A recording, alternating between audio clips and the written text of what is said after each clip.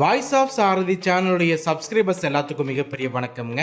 இன்னைக்கு நம்ம இந்த வீடியோல என்ன பார்க்க போறோம் அப்படின்னா, எனக்கு எப்படின்னா இந்த மாதிரி குடிச்சாதான் ரொம்ப பிடிக்கும். இந்த மாதிரி தயிர் சாதம் மாதிரிலாம் இருந்தா எனக்கு பிடிக்காது. ஆக்சுவலா இது ஒரு பழைய கிளிப்பிங் தான், பட் இது உண்மையான விஷயம் தானே. இப்போ ஒரு வீட்டில் வந்து ஹஸ்பண்ட் ஒய்ஃப் இருக்காங்கன்னா ஹஸ்பண்ட்ட என்ன குறையோ அதை சொல்லணும், ஒய்ஃப் கிட்ட என்ன குறையோ அதை சொல்லணும். ஆனால் இந்த பொண்ணு ஹஸ்பண்ட் இருக்கிற குட் குவாலிட்டி வந்து பிடிக்கல அப்படின்னு சொல்றாங்க. ரொம்ப ஆச்சரியமா இருக்கு. அதாவது ஹஸ்பண்ட் வந்து தன்னை அடிக்க மாட்டேங்கிறாங்க, தன்னை வந்து திட்ட மாட்டேங்கிறாங்க, வீட்டில் பிரச்சனையே பண்ண மாட்டேங்கிறாங்க அப்படின்ட்டு புதுசாக ஒரு கதை சொல்கிறாங்க. குடிச்சிட்டு சண்டை போடுறதுனா நல்லா இருக்கும்.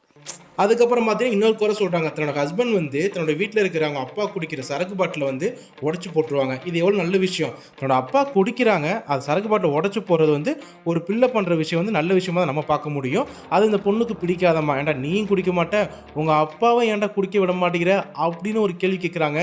இதெல்லாம் என்ன சொல்கிறதுனே தெரிலங்க.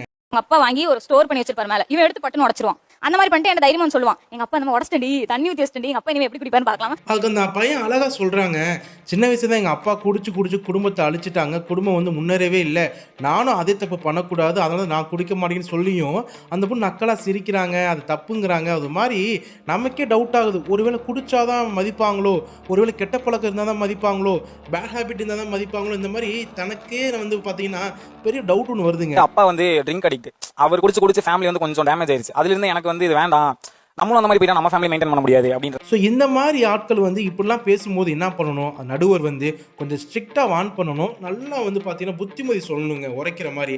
அது எதுவுமே பண்ணாமல் கொஞ்சம் சிரிச்சுட்டு மேலாப்ளே பண்ணுறாங்க இந்த ஆரி. அம்மா புலம்பிட்டு இருக்கு. பசங்க ஏன் கெட்டு போறாங்கன்னா அப்பா அம்மா பிரச்சனை கிடையாது, கட்டிக்கிற பொண்டாட்டி தான் நிறைய இடத்துல பிரச்சனை. பசங்க ஏன் கெட்டு போறாங்கன்னா